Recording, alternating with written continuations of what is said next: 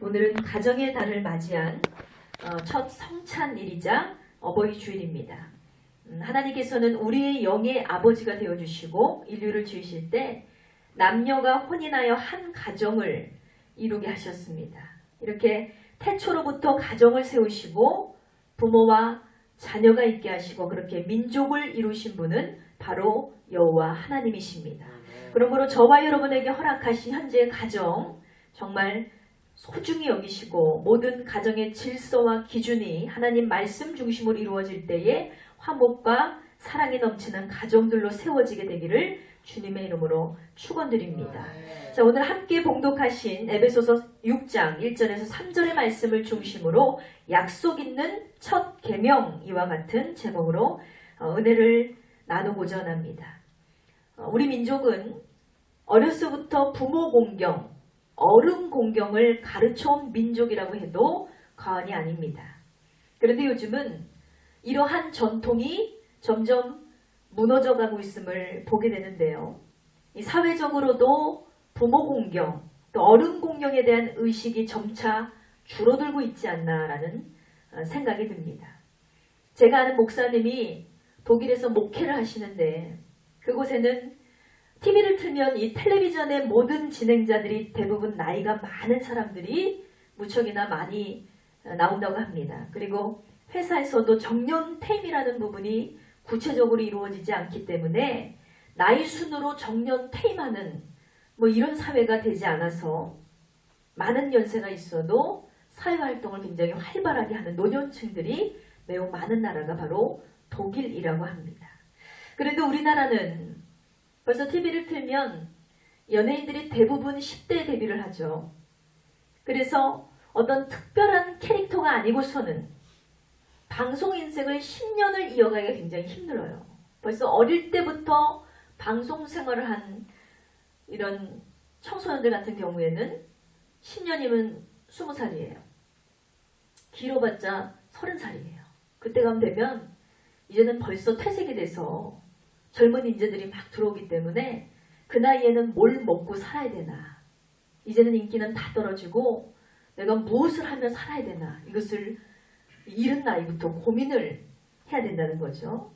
그래서 각종 예능 진행자도 잘 나가는 사람 외에는 나이 든 사람들을 보기가 어렵습니다. 여러 방송을 석권하고 있는 모든 사람들이 젊은 10대, 20대들이 많고요. 가수나 이 배우들도 대부분 젊은 사람들의 활약이 대단하다는 것입니다. 또 우리의 사회를 돌아보면 직장 생활에서도요.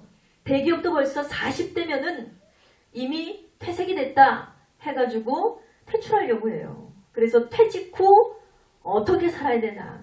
100세 시대인데 40대에 퇴직을 하면 내 가정을 어떻게 지키지? 60년은 어떻게 살아가나. 이렇게 고민할 정도로 지금 우리 사회는 안정되지 못한 그런 실정입니다. 그런 현실에서 우리 사회 전반적으로 또 결혼율이 저조하고요. 저출산 시대가 되다 보니까 아이들은 날로 귀해지는데 급증하는 노인층으로 인해서 오히려 살 길은 막막해지는 그런 현실을 우리는 살아가고 있다는 것입니다. 물론 젊은 인재들이 양성이 되고 사회와 경제를 이끌어 나가는 것은 너무나 중요하지만 분명 우리 사회에는 나이가 있는 세대들의 경험과 연륜도 무시할 수 없는데 요즘은 예의와 공경을 잃어버린 잘못된 문화가 마치 당연한 것처럼 퍼져나가고 있기 때문에 매우 안타깝게 느껴집니다. 벌써 대중교통만 이용을 해도요. 예전처럼 젊은 청년들이 자리를 양보한다든지 연로하신 어른들을 공경하는 모습을 좀처럼 찾아보기가 굉장히 어렵습니다. 내 부모가 서 있다는 심령으로 참 좋을 텐데 죄다 친구하고 수다를 떨거나 대부분의 아이들은 스마트폰을 들여다보느라고 누가 앞에 서 있는지도 몰라요. 또 알아도 굳이 내가 양보를 해야겠다라는 생각을 하지 못하고 그냥 앉아있는 경우가 굉장히 빈번하게 볼 수 있습니다. 또 길거리에서 무거운 짐을 이렇게 든 노인들을 보면 들어주고 끌어주는 이런 참 아름다운 공경은 이미 사라져버린 지 굉장히 오래입니다. 오히려 걸핏하면 세대 차이로 인해서 어른들과 시비가 붙어서 다투는 아주 개념 없는 모습들이 지금 빈번해진 그런 사회가 저와 여러분이 사는 사회가 되었습니다. 제가 한 6년 전에 예전에 아는 선배를 따라서 용산구에서 실시하는 노인 체험이라는 것을 하게 됐습니다. 요즘은 임산부 체험이다 해서 인부들의 고통과 그들의 어려움을 모르는 남편들을 위해서 이렇게 일부러 배가 나온 이런 옷을 입고 그렇게 체험하는 것도 있다고 하는데, 제가 했던 체험 역시 노인들의 몸이 점점 노쇠해지기 때문에 육체의 고통을 젊은 사람들은 모른다는 거예요. 그래서 그런 경험을 해보는 그런 훈련이었습니다. 이 지자체에서 하는 훈련이라서 이 훈련에 참여를 하면 봉사 시간이 주어지기 때문에 그런지 제가 갔을 때만 해도 벌써 많은 청소년들과 청년들, 대학생들이 많이 참여를 했었는데, 그때 사회복지사가 저희에게 이렇게 모래주머니로 만든 옷을 주는 거예요. 그러면 팔이고 다리고 배고 이런 곳에 막 감아가지고 착용을 하게 됩니다. 그래서 주방이나 방으로 이렇게 만들어진 시뮬레이션 방이 있는데, 그런 방을 또 대중교통처럼 만들어진 그런 곳을 꾸며서 거기를 다니게 하고 또 계단도 오르내리게 하는데, 얼마나 몸이 무겁고 조금만 걸려도 다리가 흔들리는지 몰라요. 모래주머니를 가득 채워서 이 무거운 몸으로 다리 하나를 드는 거, 팔 하나는 움직이는 거 굉장히 힘들더라고요. 나이가 들면 이렇게 몸이 뻐근해지고 쇠약해지기 때문에 어른들이 이런 얘기 많이 하시죠. 온몸이 천근만근이다. 그래서 나이가 들면 조금만 걸어도 뼈마디가 쑤시고 천천히 걷고 하시는데 다 이유가 있는 거구나. 이런 생각이 들었습니다. 또 나이가 들면 시력이 떨어지잖아요. 그래서 희뿌연 안경을 쓰게 하고 이 거리고 주방이고 계단을 오르내리게 하는 거예요. 이런 체험들을 통해서 왜 어른들이 멀리 있어도 잘 보지 못하고, 왜 어른들이 이렇게 사람들을 잘 의식하지 못하고 이렇게 잘 넘어지고 하는지를 이 모든 청년들이 체험을 하게 되는 거예요. 그로써 이것이 굉장히 불편한 거구나. 나이가 든다는 것은 자연스러운 현상이지만 나이가 들므로 인해서 우리의 육체가 쇠약해지고 우리가 육체의 어려움을 겪는 것은 우리 어른들이 일부러 그러는 것도 아니고 당연한 거구나. 이렇게 생각하게 만드는 것입니다. 그만큼 우리는요, 어른들에 대해서 내 몸이 아니고 내가 아니기에 쉽게 생각하고 쉽게 이해하지 못한 부분들이 많기 때문에 이런 체험을 통해서 또 청년들이 어른들을 이해할 수 있고 공감할 수 있는 시간을 이렇게 지자체에서 만들었더라고요. 이렇게 여러분 더 이상 이 세대는 부모를 모시지 않는 세대, 어른을 어른으로 공경하지 않는 세대, 이 세대가 과연 하나님의 관점에서 옳은 것일까요? 절대로 그렇지 않습니다. 하나님께서는 가정을 세우실 때 분명 부모와 자녀라는 위치의 차이를 두셨고요. 부모는 자녀를 사랑과 훈육으로 양육하고 또 자녀는 부모를 사랑과 존경으로 따르는 것이 하나님의 계명임을 기억하시기 바랍니다. 그러므로 이 세대가 아무리 변질되고 질서 없는 세대로 추락한다 할지라도 저와 여러분은 하나님의 자녀라면 하나님의 가르침대로 그렇게 살아가는 그리스도인이라면 우리는 이런 세대를 받지 않게 되길 원합니다. 아멘. 여기 계신 우리 젊은 청년들, 내 다리가 아프고 내 몸이 피곤할 때가 굉장히 많습니다. 그렇지만 오늘 하나님의 말씀을 좀 실천해보자 라는 생각으로 특히나 대중교통을 이용하실 때 스마트폰 보지 마시고 연세 드신 어른들 계시면 자리를 신속하게 양보하시고 무거운 짐도 들어드리고 아멘, 아멘. 실천하는 그리스도인이 되시기를 주님의 이름으로 축원드립니다. 자, 오늘 본문의 말씀을 딱 한마디로 요약하자면 내 부모를 공경하라입니다. 아멘. 오늘 허락하신 말씀을 중심으로 주시는 첫 번째 메시지는 첫 계명을 지켜라입니다. 다 같이 선포합니다. 첫 계명을 지켜라. 아멘. 자, 말씀 한 구절을 더 보시겠습니다. 우리 레위기, 구약성경 레위기 19장 32절의 말씀 찾아보시겠습니다. 레위기 19장 레위기 19장 32절의 말씀입니다. 구약성경 레위기 19장 32절의 말씀 찾으셨으면 우리 한 목소리를 읽어봅니다. 너는 센 머리 앞에서 일어서고 노인의 얼굴을 공경하며 내 하나님을 경외하라. 나는 여호와니라. 아멘. 자, 여기서 센 머리란 백발 노인을 말하는 거예요. 이렇게 어른을 뵐 때 우리 마음에 그 센 머리에서 나오는 지혜와 경륜을 존경하라는 것입니다. 그리고 노인의 얼굴을 볼 때 노인의 얼굴이 쭈글쭈글하고 볼품이 없다 이렇게 생각하는 것이 아니라 그 얼굴에서 나오는 지혜와 경륜을 공경하라는 말씀입니다. 이 외에도 하나님께서는 성경 곳곳을 통해서 어른을 향한 우대와 공경 그리고 섬김에 대해서 말씀을 허락해 주셨습니다. 제가 이 말씀을 요약해가지고 여러분 주보에다가 하나씩 다 껴드렸어요. 주보에 함께 인쇄된 구절들이 있으시죠? 한 번씩 꼭 묵상하시고 하나님의 명령대로 순종하는 저와 여러분 되시기를 축복합니다.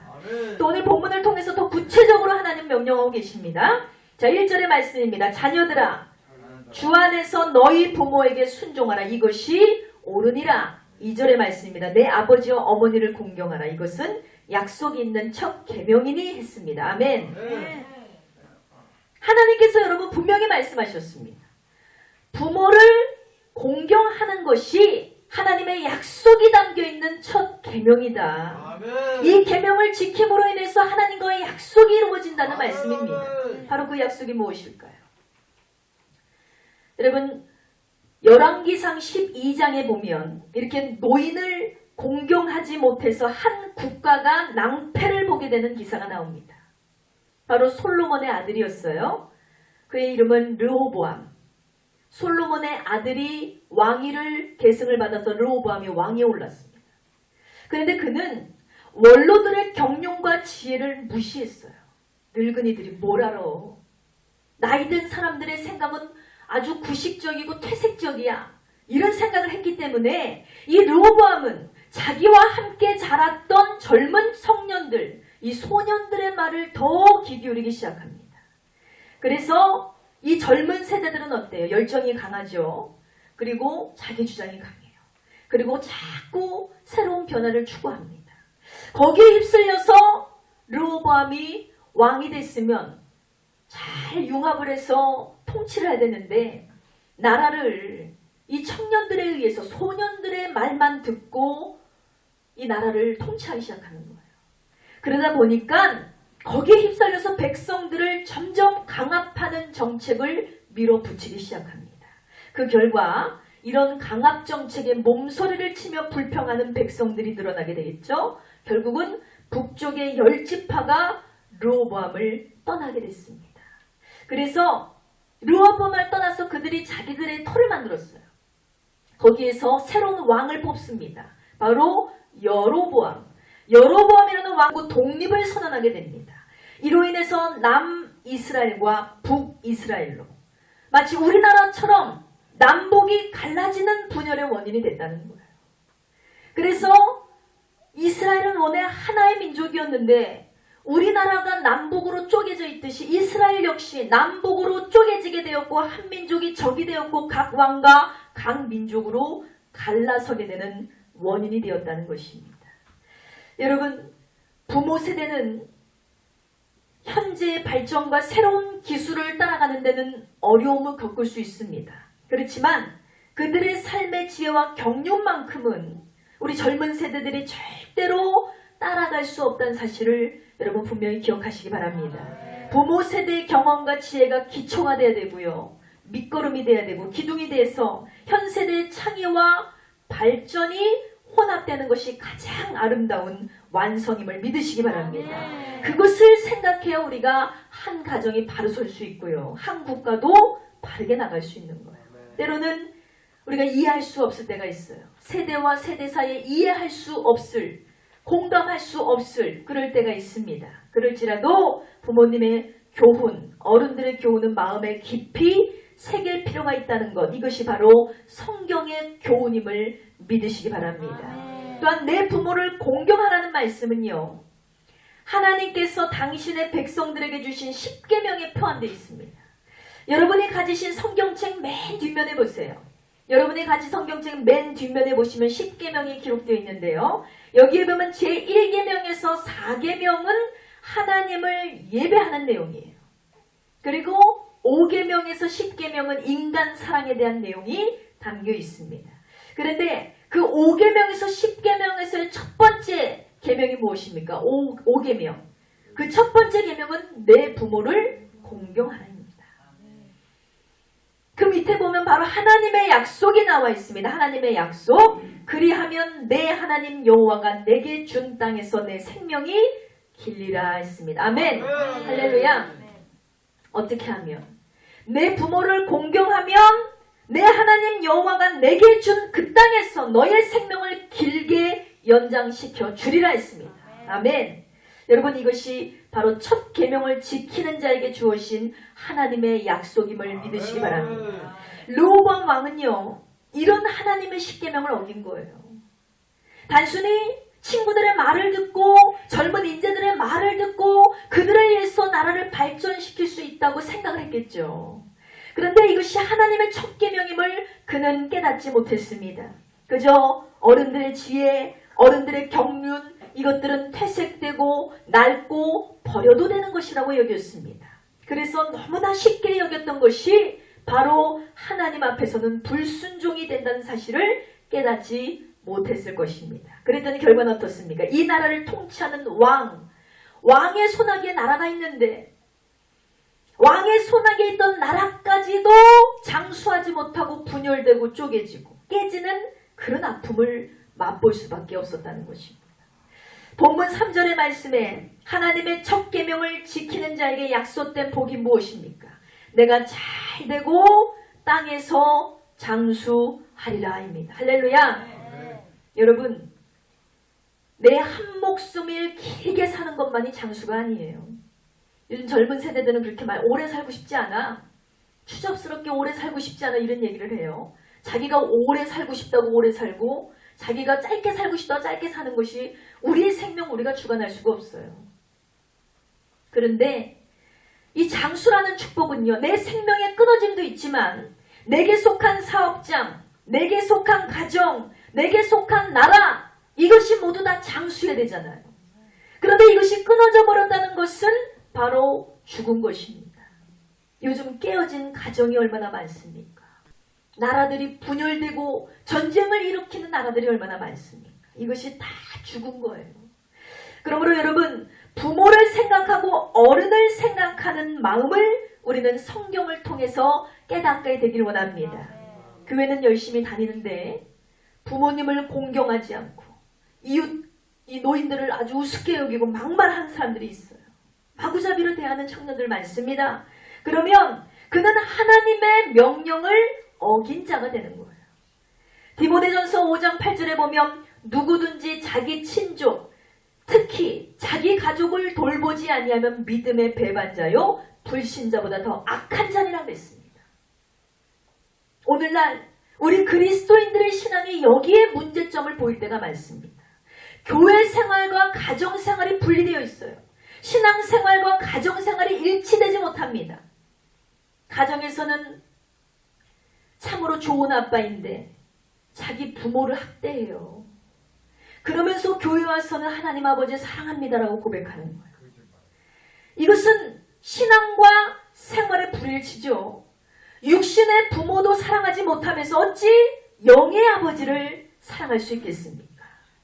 요즘 스트레스 때문에 부모님은 내 가족이니까 믿거니 하면서 막대하는 자녀들이 굉장히 많습니다. 다 받아주시겠지.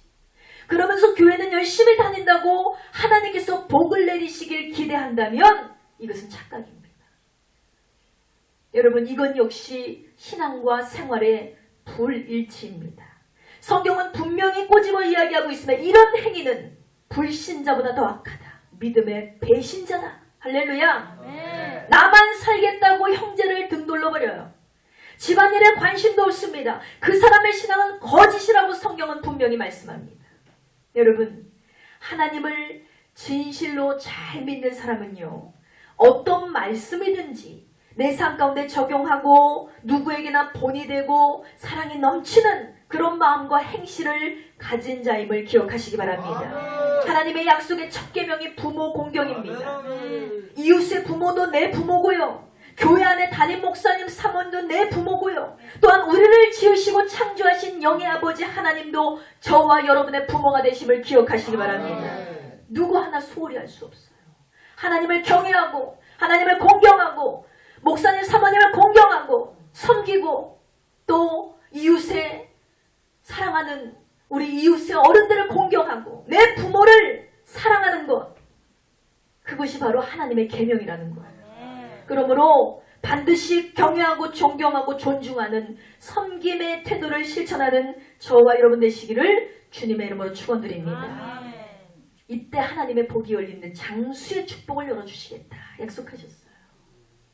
자, 오늘 허락하신 말씀을 중심으로 주시는 두 번째 깨달음은 가정의 형통함은 순종으로 맺어진다입니다. 다 같이 선포합니다. 가정의 형통함은 순종으로 맺어진다. 아멘. 우리는 누구나 내가 속한 가정의 형통함을 꿈꾸고 있습니다. 우리 가정의 화목함, 깨가 쏟아지는 웃음, 그리고 건강, 궁핍하지 않은 넉넉함, 누구나 꿈꾸는 모습이죠. 그런데 이런 꿈의 가정이 저와 여러분의 가정이 될 수 있다고 성경은 분명히 말씀하고 있습니다. 앞서 말씀드린 대로 부모에게 순종하는 것이 첫 번째 계명이라면 또한 자녀를 사랑으로 양육하는 것이 가정 부흥을 일으키는 가장 큰 책임이 된다는 사실을 믿으시기 바랍니다. 에베소서 6장 4절의 말씀입니다. 4절 말씀 보시면 또 아비들아 너희 자녀를 노엽게 하지 말고 오직 주의 교훈과 훈계로 양육하라 그랬습니다. 아멘. 미국의 8대 대통령이었던 조지 워싱턴의 일화입니다. 그는 원래 꿈이 저 푸른 바다를 뛰어넘는 그 해양을 하는 선장이 되는 것이 꿈이었어요. 그래서 열심히 공부를 해서 이 선원의 일원이 됐어요. 이 선원의 일원이 됐으면 더 이상은 이제 육지에 있을 필요가 없잖아요. 저 바다에 나가서 일하는 것이 그의 사명이 됐습니다. 그래서 이제는 홀로 남겨진 사랑하는 어머니를 떠나서 먼 백길을 떠날 준비를 하고 있었습니다. 그런데 그의 어머니는 아들이 바다에 나가서 선장이 되는 것이 탐탁지 않은 거예요. 자칫하면 죽을 수도 있고요. 평생 그 아들이 항해를 하는 동안 아들을 못 본다는 슬픔이 가득했고요. 그 길이 아들의 길이 아니라는 생각이 드는 거죠. 그런데 그 어머니는 아들을 꾸짖지 않습니다. 아들에게 훈계하지도 않았습니다. 대신에 자신의 마음을 솔직하게 얘기하고 이내 흐르는 눈물을 펑펑 쏟으면서 아들과 시간을 보냈습니다. 그렇게 슬피 우는 어머니의 모습을 보고 조지 워싱턴은 정말 오랫동안 시간을 들이고 마음에 원했던 그 자신의 꿈을 과감하게 포기하게 됩니다.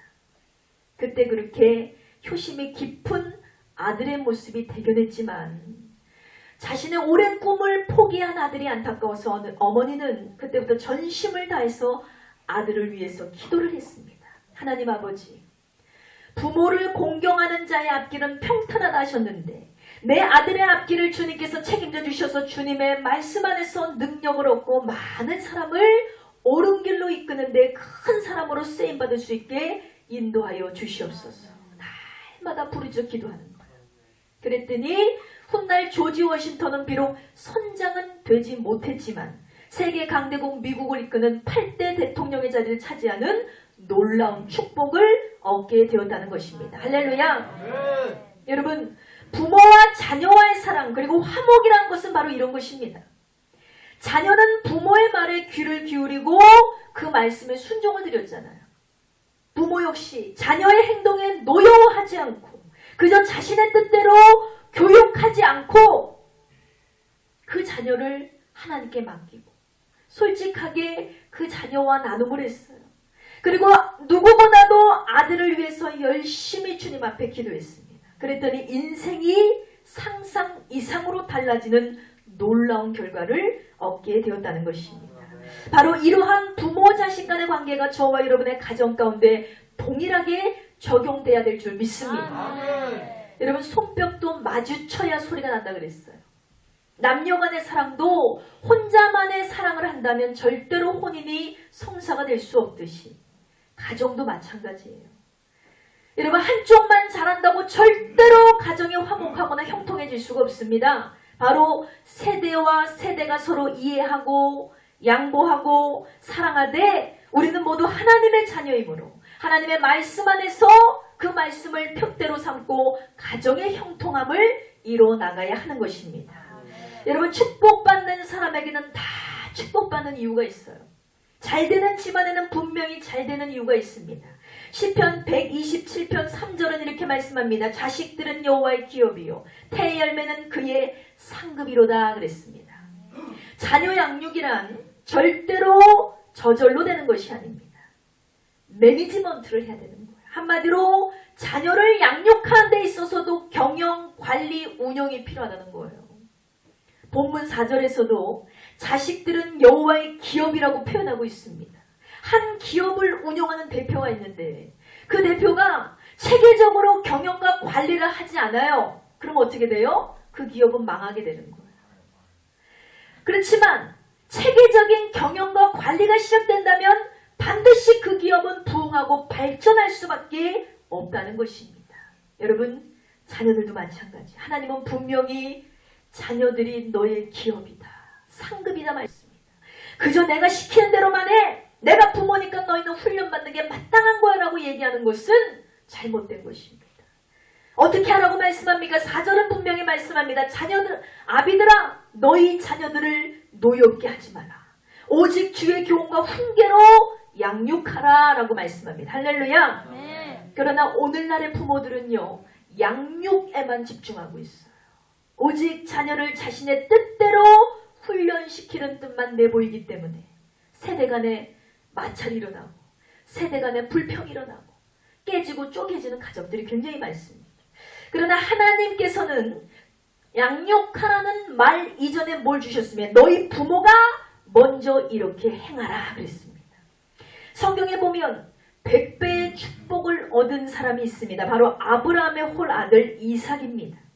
어느 날 이삭은요, 흉년이 든 땅을 보면서 희망을 잃어버렸어요. 이 땅에 먹을 것이 없는 거예요. 너무 흉년이 들어서 땅들이 다 말라 비틀어졌기 때문에 더 이상 거두질 못했습니다. 그때 이삭은 생각했어요. 저 애굽 땅에 가면 먹고 살 길이 열린다고 하던데 애굽에 가면 기름진 옥토가 있다고 하는데 거기서 살면 좀 먹고 마실 수 있지 않을까 생각을 했어요. 그래서 애굽으로 이삭을 계획을 하고 있었는데 그때 이삭에게 드는 생각은 애굽은 사탄의 땅이라는 거죠. 하나님께서 허락하시지 않는 땅, 저주받은 땅, 불신의 땅. 그런데 하나님이 기뻐하시는 이 땅, 하나님이 기뻐하시지 않는 땅을 가면 결국 뭐예요? 불순종이 되는 거예요. 그렇지만 그곳에는 분명히 살 길이 있어요. 인간적으로 보면, 인간적인 계산으로는 거기 살면 먹고 살 길이 열린다는 거죠. 그 고민을 했겠죠, 이삭은. 어떻게 할까? 먹고 사는 것이 문제냐? 하나님의 말씀, 내 영의 부모 하나님의 말씀에 순종하는 것이 문제냐? 그리고 결단하기를 그는 하나님의 말씀에 순종하여 이사하지 않고 그랄이라는 땅에 머물게 됩니다. 그런데 놀라운 사실은요, 분명 그 해에는 모든 민족들이 엄청난 기근으로 고통을 당했다고 했습니다. 그런데 이삭은 그 땅에서 거부가 되는 놀라운 축복을 받게 되었다는 것입니다. 할렐루야! 네. 하나님이 가지 말라 하는 땅을 가지 않았어요. 당장에 먹을 것이 없었지만, 당장의 흉년으로 인해서 고통 중에 있었지만, 그랄이라는 땅도 흉년에 있었지만 그곳에서 이삭은 하나님 아버지께 순종함으로 혼자 축복 다 받았어요. 100배 축복을 받았다 했습니다. 할렐루야. 네. 여러분, 이렇게 이삭은 큰 믿음을 하나님께 드렸어요. 어떻게 이렇게 큰 믿음으로 결단할 수 있었을까? 바로 이런 이삭의 믿음은요, 자신의 아버지 아브라함의 믿음을 본받았기 때문입니다. 아멘. 우리가 포도나무에 붙어있으면 포도나무 가지가 됩니다. 우리가 배나무에 붙어있으면 배나무 가지가 됩니다. 마찬가지예요. 인간의 삶도 똑같습니다. 그 부모를 보면 자녀를 알 수 있다는 말이 있잖아요. 저건 누굴 닮았어 하는데 보면 아빠를 꼭 닮았어요. 저건 누굴 닮았길래 그래 보면 엄마를 꼭 닮았어요. 거부할 수가 없는 거예요. 결국 부모에 의한 자녀가 되듯이 부모된 우리가 먼저 실천하고 자녀 교육의 가장 중요한 모델은 바로 부모가 된다는 사실을 여러분 기억하시기 바랍니다. 우리 은혜교회는 이미 내가 스스로 부모이자 자녀가 되신 분들도 계시고 앞으로 부모로서의 훈련이 꼭 필요한 청년들도 있습니다. 오늘 하나님께서 주신 말씀 반드시 기억하셔서 오직 주의 교훈과 훈계 앞에 서시고 내 부모를 공경하고 앞으로 주실 가정을 위해서 미리 훈련 받으시고 하나님이 주신 약속을 따라 형통해 보시는 저와 여러분 되시기를 간절히 축원드립니다. 자, 말씀의 결론은 맺습니다. 사랑하는 성도 여러분, 여러분의 가정은 평안하십니까? 여러분의 가정은 여러분이 생각하기에 형통하십니까? 아마도 10가정 중에 한 가정쯤은 그렇다라고 말할지도 몰라요. 그만큼 현세를 살아가는 모든 가정들은 결핍되어 있고 깨어져 있고 마치 썩은이가 흔들리듯이 많은 흔들림 속에 겨우겨우 유지하며 살아가고 있습니다. 이것은 내 가정만이 문제가 아니고요. 우리 교회의 문제가 되고 나아가서는 국가적인 심각한 문제로 발전하고 있는 것입니다. 여러분은 어떻게 스스로의 가정을 지키길 원하십니까? 과연 내가 계획하고 내가 생각한 대로 된다면 우리 가정은 행복할까요? 우리가 부모를 대할 때에 예수님의 눈으로 부모님을 보게 되길 원합니다. 우리가 자녀를 대할 때에도 예수님의 눈으로 자녀를 보게 되길 원합니다. 예수님을 통해 아내를 보시고 예수님을 통해 남편을 보세요. 그러면 하나님께서 어떠한 마음을 여러분에게 허락해 주실 것입니다. 그리고 그를 대하는 지혜와 놀라운 은혜를 허락해 주실 줄 믿습니다. 하나님께서는 우리의 가정이 부모와 자식이 친밀하고 공경하는 그런 가정이 되고 그런 사회가 되길 원하신다는 것입니다. 이것이 약속 있는 첫 계명이라 분명히 말씀하셨고요. 그러므로 우리의 마음이 예수님을 닮아야 되겠고요. 우리의 눈이 예수님을 닮아서 서로의 부족함을 감싸주고 불쌍히 여기며 위로해주고 주의 교훈대로 가정을 세워나갈 때 하나님의 축복, 하나님의 은혜가 저와 여러분의 가정 가운데 충만하게 임하게 되기를 주님의 이름으로 축원드립니다. 이 시간 나같이 기도합니다. 하나님께 간절히 기도할 때 아버지 하나님, 주님께서 우리에게 허락한 가정 오직 주님 중심, 말씀 중심, 예수 그리스도 중심으로 운영될 수 있도록 주님 축복하여 주시옵소서. 부모를 공경할 수 있고 어른을 공경할 수 있는 마음을 우리 청년들에게 허락해 주시고 또 자녀들을 사랑으로 하나님의 말씀으로 양육할 수 있는 그런 마음을 우리 부모님들에게 허락하여 주셔서 가정이 융화되고 화합될 수 있도록 해달라고 이 시간 주여 삼창하시고 기도하시겠습니다.